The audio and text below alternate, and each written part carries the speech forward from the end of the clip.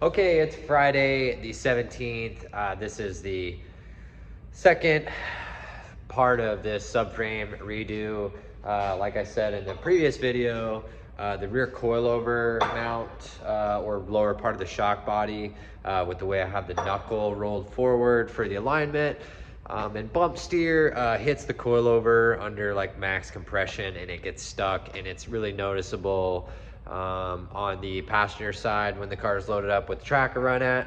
And I want to start doing track days in the car, so the car's gonna have to take a set and be really smooth and not bind up at all. This is just stuff I've been putting off for a long time. So I'm gonna put this in the lathe and get it spun down. So let's watch that.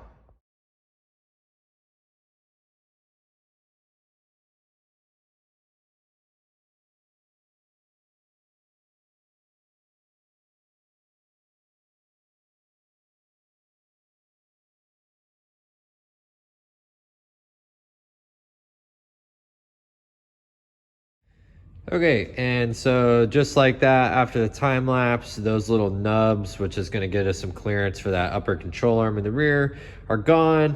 I know that you can't pry off of this with those coilover forks anymore. If I ever had an issue, I would just pop it off and spin it off that ways, and or do off-car adjustment. Really don't care. I'd rather this have clearance and stop damaging and binding up the suspension than being able to adjust this on the car, because I clean the suspension off enough to where the threads aren't getting all stuck up and nasty. Make sure I get that clean so it can be, you know, just stay nice. So anyways, that's that little piece, and on to the next. All right, so there's gonna be a massive gap in the video from when I just turned down the shocks. A bunch of stuff's happened in the last like hour. So Patrick is here. Yes, the car is off the lift now and onto body cart. What were you gonna say? What was that? Say, which way do you have the camera? Because I can't tell. It's reversed. Why? No, it's always selfie mode, dog. Landscape selfie mode, yeah. So this is gonna make it easier to pressure wash all the dirt and the mud off. I wasn't actually gonna go to this extent, but Patrick is smarter than me, and we've had another S13 on this body cart before, because I also want to repaint in there, so I won't have to do it in the shop on the lift. So gonna pressure wash all this off, and then probably go to lunch, and then we'll be back. So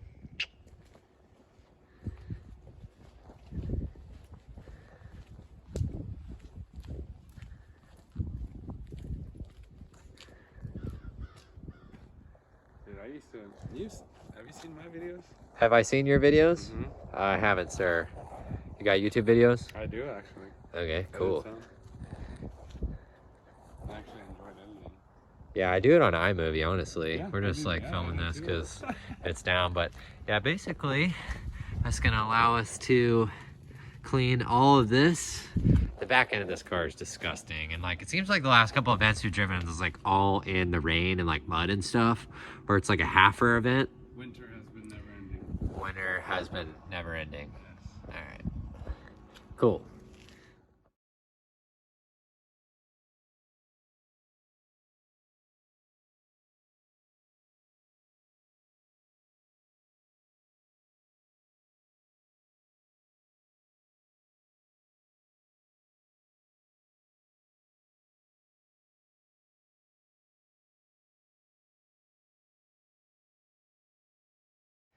Okay, after, I don't know, 15 minutes or so of pressure washing concreted sandy dirt off the bottom of this thing, I think we're good to go. Get it back in the shop and do some painting, and then swap all these parts from the subframe over to the new subframe, put the new diff in, and then put it back on the lift and slap it all in. So nice and clean. That's what he's saying. I'm trying to hit that zoom, but I'm wearing gloves. All right, that's all you're getting. Okay.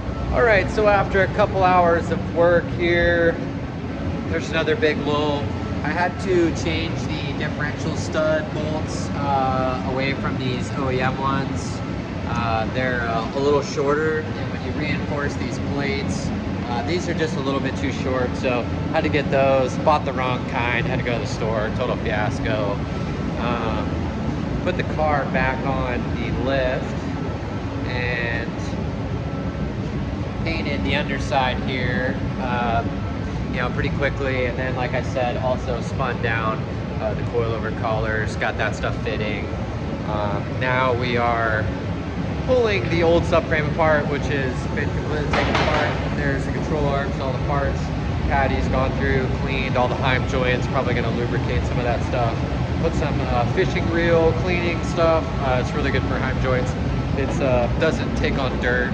It's like a good water barrier, good resistance barrier. It's better than WD-40. So we're gonna get the cart over there, blanketed, and then put subframe on there and get it all outfitted, and then I will video that. So thank you, bye.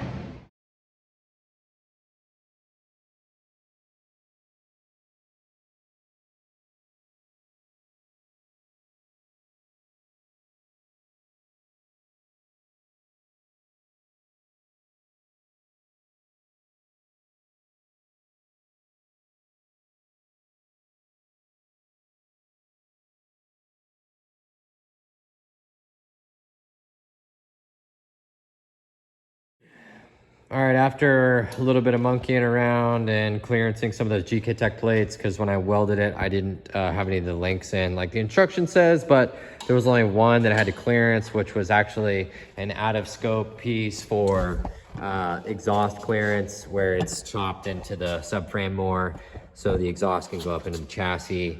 Otherwise, this looks really good. But yeah, and get it slapped back in the car. You got anything to say, son? What you got? What you got? You got? We good. We good? All right, cool. Do some touch-up paint on some of the control arm stuff, and it's looking like the driver's side's gonna need a new hub now because it's like falling apart. So, but anyways, we'll walk around with this.